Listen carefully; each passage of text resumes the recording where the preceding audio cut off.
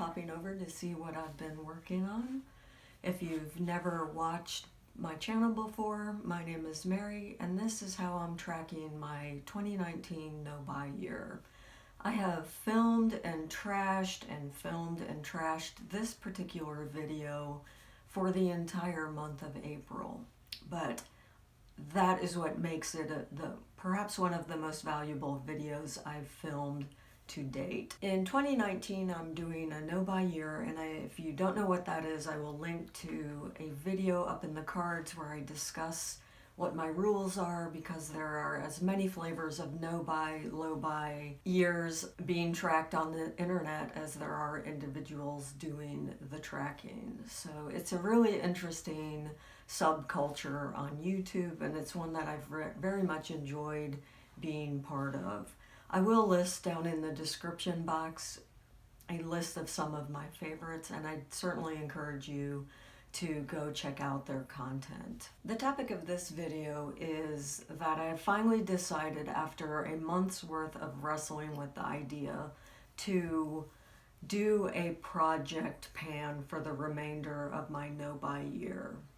Now, the one I'm most interested in was created by Kat and Haley. Both of them have individual channels on YouTube. Kat is at Kitsch Snitch, and Haley is at Just Buy the Makeup. I certainly recommend you look up both of their channels. They worked to put together a spreadsheet that you can use if you're interested in doing your own project pan. And they put together a hashtag so you can join the community that they are building. And that hashtag is hashtag TeamProjectPan. I will also link that down below. They have a collaborative channel that you may also be familiar with. If not, I certainly recommend you check it out. And it is called Beauty News, and they do all kinds of interesting content where they dig into that essential question of, is it worth it? So they'll do things like measure out and explore cost per ounce. They'll take panned makeup products and smash them up, and etc., etc. But their testing is among the most thorough on the internet if you're interested in that kind of thing.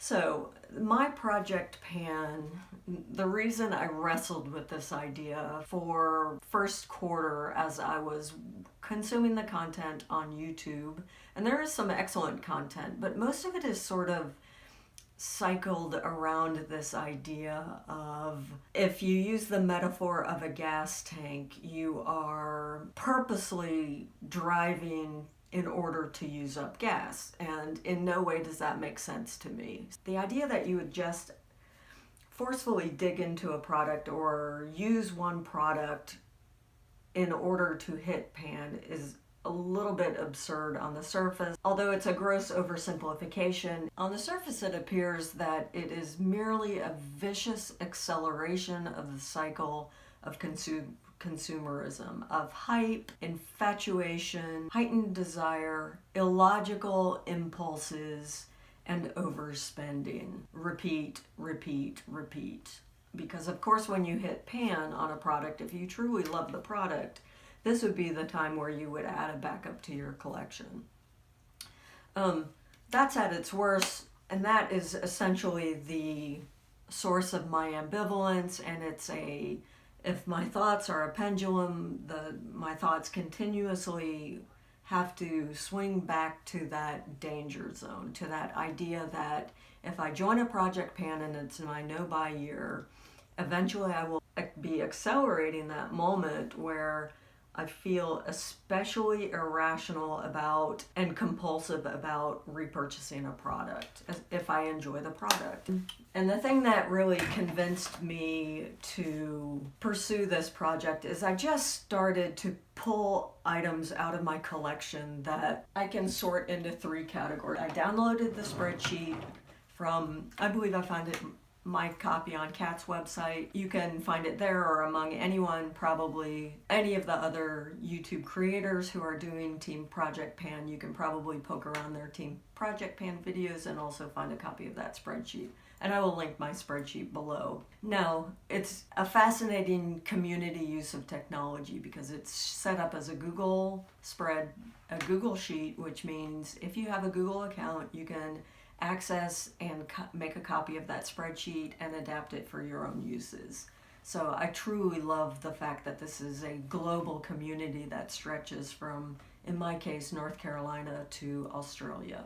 And certainly that web, that network, I feel the interconnectivity of that network, and that is one of the greatest benefits of YouTube, and I truly, truly value that. The thing I have encountered with wrestling between my ambivalence and my attraction to doing TeamProjectPan is truly what I hope to accomplish in my Know by Year, and I'm beginning to see this as a year of magical thinking, and where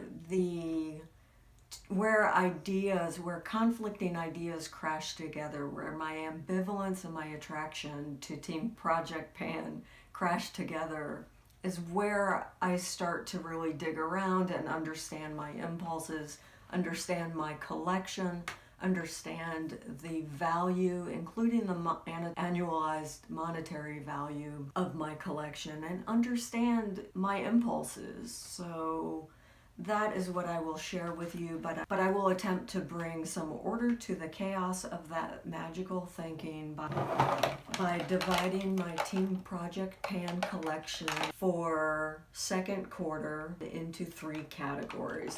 Those 3 categories are the categories that I'm totally okay using up. In fact, I will use them up or I will throw them away. And if I use them up, I will feel that I will have gotten some of my money's worth out of them. And if I throw them away, I won't. Well, another option, of course, is I may decide to declutter some of those projects. And I will talk about that category last. The middle category is the category that I will use up the product, enjoy the product, but likely not be terribly tempted to replace that individual product.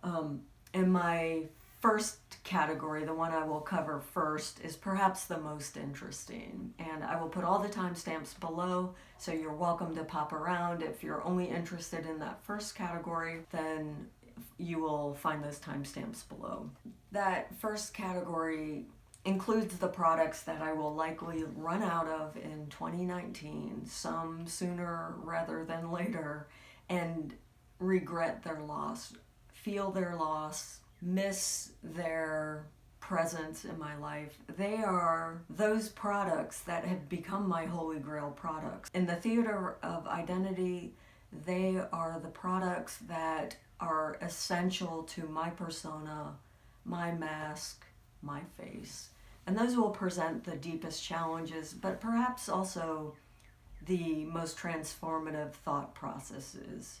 Ultimately, what shapes my decision to join this project Pan is that I want to change my thought process from consuming things to enjoying experiences. Without further babble, I present my first category.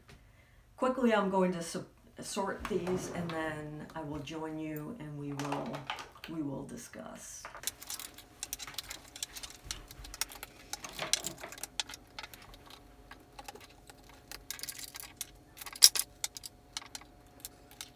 As promised, I'm going to start with 5 products that fit that first category. These are products that are essential to who I am. They have become, of course, that's slight hyperbole, but for other lovers of cosmetic artistry, that will not be as far-fetched as it might sound to some of you. I will begin with the discussion of the first product I ever hit pan on.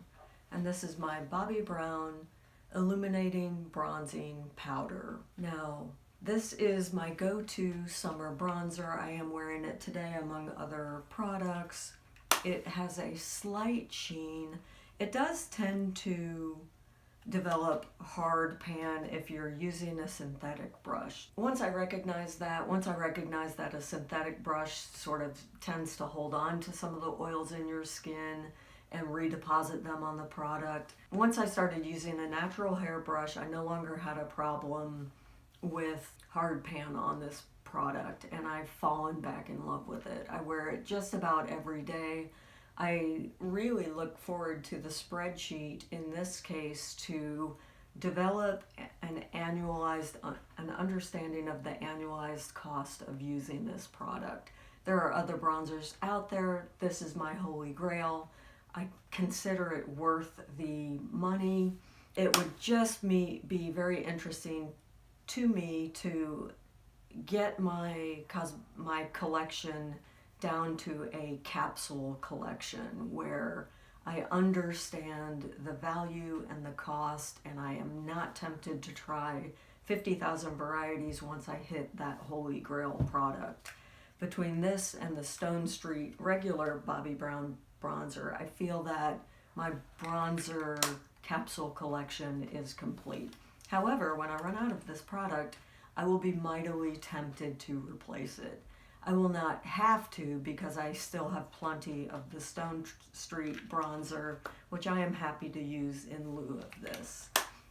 However, I will feel its loss if I complete this product before 2019 ends, and I will not be able to replace it.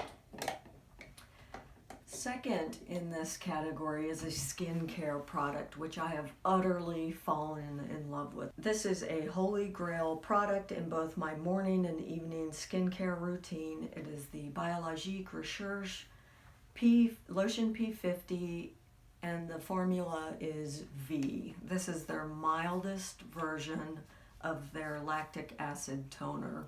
I love it. It has brought dramatic visible improvement to my skin texture, and that gives me a significant lit from within glow. Also does an excellent job mitigating any kind of peeling that I'm getting from using Retin A. I will be sad when I use this completely up. Where are we? I will put the weights down in the spreadsheet if you're interested, but I have just under half of this vial left.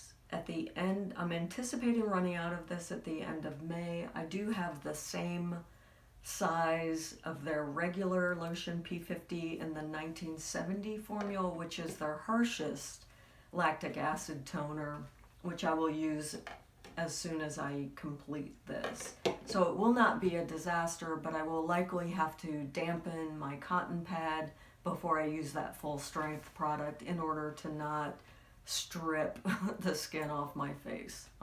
I will keep you posted when I make that transition.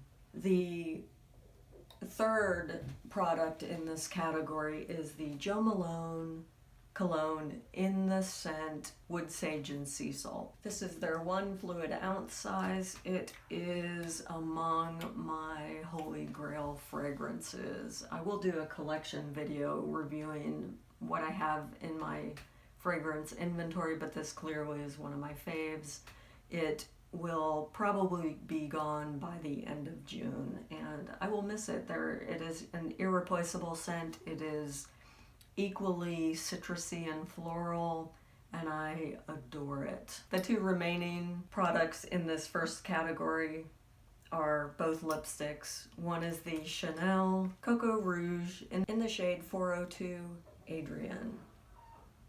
It is a lovely neutral with a peachy beigey undertone. It's very hydrating. It's fairly long lasting over a lip liner, and it is one of my go-to scents. Because this is always in my bag, I will probably go through this before we come to the fall. And I will mourn its loss because I have nothing else quite like it. The final product in this category is the Charlotte Tilbury lipstick kissing formula in the shade Bitch Perfect, and it is a peachy pink neutral, which I adore. Again, this one is always in my bag. I've used over half of it, and I will likely use this up by fall. Okay, we are squarely into category 2. I will finish my sunscreen. There's nothing to say about this. This is just the Australian Gold Face Sunscreen SPF 50. I am just at the end of this tube, but I have 2 in backup, so I will use this up, and I probably have enough in my backup to last for the year, because I was a hoarder, and I do hope to break that habit, because there's no reason on earth I should have 3 tubes in my inventory. Cheek products. I have a blush. This is the Benefit blush in the shade Dandelion. This is their small sample size, which is a pink, hint of pink. I do enjoy the shade. However, I have preferred formulas, so I'm not certain I would ever be tempted to buy this again. I just want to get my money's worth out of that product. Also in this category, I have my Surratt collection of cheek colors out, but really what I would like to, the reason this compact is in my project pan is for this highlighter shade. This is Ariel, and it is a lovely, subtle highlight. It is slightly champagne-y, and it's so finely milled. I'm wearing it today. It is absolutely my favorite Holy Grail highlighter. Very natural. Gives you that subtle lit from within look that I adore so much. Also I'm considering this an eye palette, because this is the Kevin Aquan Facebook number 3. This is the eye look that I'm wearing today. I feel that this, as a neutral eye palette, prevents me from lusting after all of the beautiful neutral eye palettes that have been released in the first quarter of 2019, such as I did a dupe the look video, which I will link up in the cards, where I am duping the vibe of the NARS Skin Deep palette, and the base of that look are these, and the base of the look that I'm wearing today are these 2 shades from Kevin Aquan. I love Kevin Aquan powders. I'm also wearing this peachy highlight color on my mobile lid. Well, I'm not certain I'll use this up, because these are ginormous pans, and if I can dupe the look of an eyeshadow palette with these with face palette sized products, then I feel I'm getting my money's worth out of some very high-end cosmetics, and I truly love the look. Those are among my holy grail right now. Also in this collection is the Identity palette by Persona, and I love this neutral palette. It has mostly mattes with enough shimmers to pop on your mobile lid that, again, I feel that you can get just about any beautiful look that you might require out of a neutral eye palette with this palette. I love it. When I use it up, though, I have multiple other neutral palettes. This is the ColourPop Fame palette. Again, lovely neutral mattes with just enough variety in terms of shimmers to pop on the mobile lid that you can get numerous looks out of this palette. It's a lovely formula. If I do hit pan on a few of these colors, what I can always do is I can depot the rest of the palette and move them over into a magnetic palette. So on these 3 face palettes, and I hope to understand the cost of the shadows. Okay, the Laura Mercier, this is her standard primer. I have probably a third of a tube left. All of the weights will be on the spreadsheet linked below. I do enjoy this primer. I do use a primer on my T-zone, especially towards the summer, on my under eye area to keep my concealer from breaking up, and a little bit on my chin in case I'm facing some of that retin-A peely situation that can create some dry patches that foundation has a hard time sticking to. I do enjoy this. primer, but I have a bazillion primers, so I will not feel tempted to use it up. I will just feel that I've gotten my money's worth out of it. This is a Tarte brow product. It's the Busy Gal Brows by Tarte. It is the type of brow cream that has a very, very tiny wand. It is very good at lengthening brow hairs that you have. However, I still find that on the tail of my brow, the way I like to wear my brows is I like to straighten out the tail a little bit and make the tail bushier, so this product will not work for that. Thusly, it's not a product that I would ever consider replacing, but it is a product that I will enjoy using up, and I will feel I've gotten my money's worth out of it. The Chanel Volume de Chanel mascara is just about at the end of its life. I am still using it. I will attempt to use it through most of May. It is in this project pan, so I can track the cost per quarter, which is roughly how long I can stretch a mascara's use over. I love the lengthening formula. The things I do not love about this product are if I do not wear a lash base, then I find that this transfers very easily to and kind of smudges underneath my eye by the end of my long work day. And also while it's still drying down, it tends to transfer to my hooded lids. The base definitely helps mitigate that. I thought I had a backup of that sample size Chanel base, but actually I don't, and I've just used up my sample size Chanel Le Base mascara. So I'm in that weird position in my no-buy where technically I could purchase a base mascara. Now I would not consider the Chanel Le Base because it's a product that you wear underneath something else. There's a Lancome based product that gets very high reviews and probably has equally nourishing elements to the formula, so and the price point is probably lower than the Chanel. So I think if I purchase that, and I am allowed to do that according to the rules of my no-buy, if I do, I will purchase that locally from a department store just a few miles from here. So I will likely use up this mascara. I will not be purchasing any mascaras this year because I have a crap ton in the drawer right behind me and I just don't need it. Okay, 3 more products in this middle category.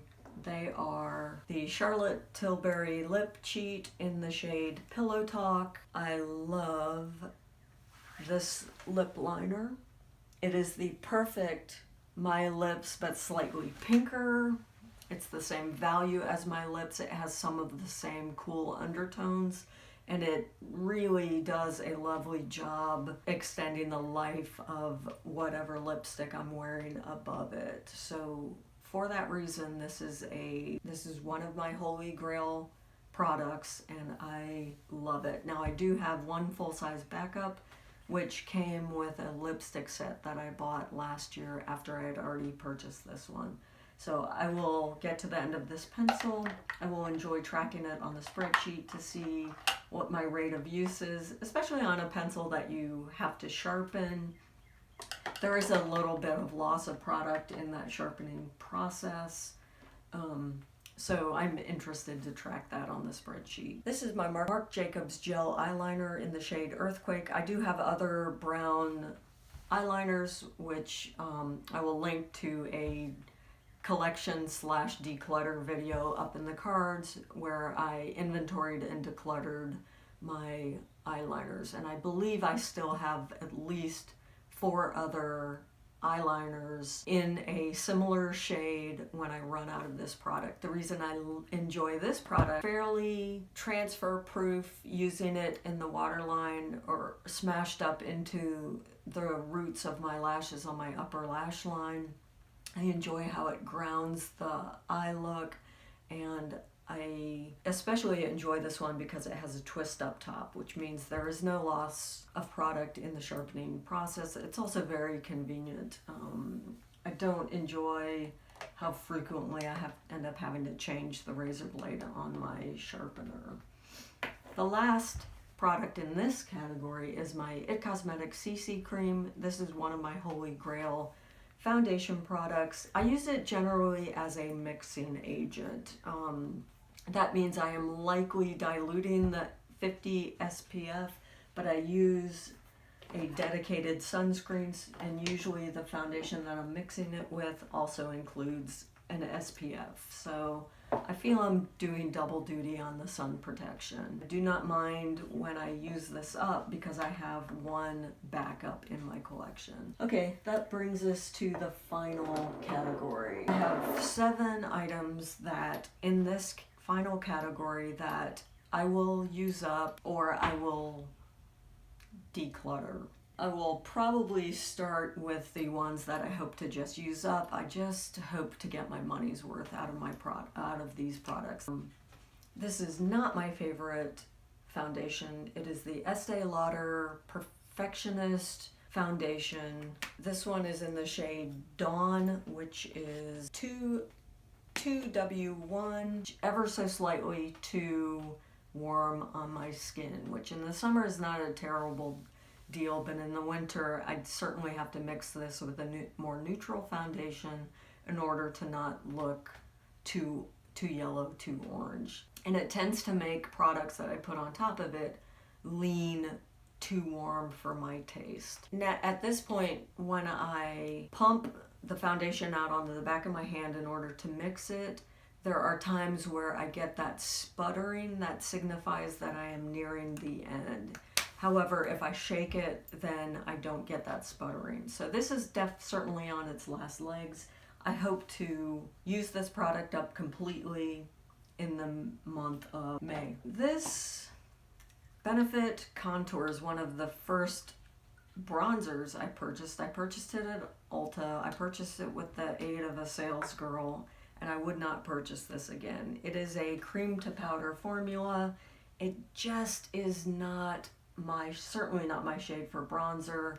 It is too deep. I'm not a big fan of Benefit. I don't know if I'll use it up before it goes off. It's already over a year old, but it's out in rotation. I am wearing it today. It does a fairly decent job as a contour, sort of defining my cheekbones.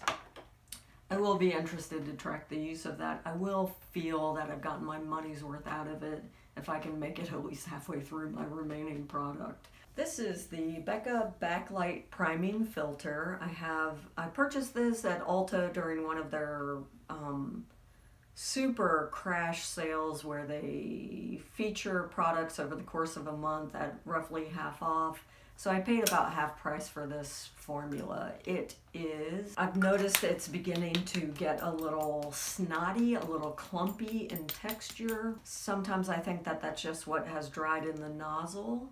I have other illuminating products that I prefer to this. Tends to be a little stringy now as I blend. This is the kind of product, it's a primer. It is starting to smell like old style drugstore lipstick that is sort of approaching its end of time. This might not make it through the end of the day.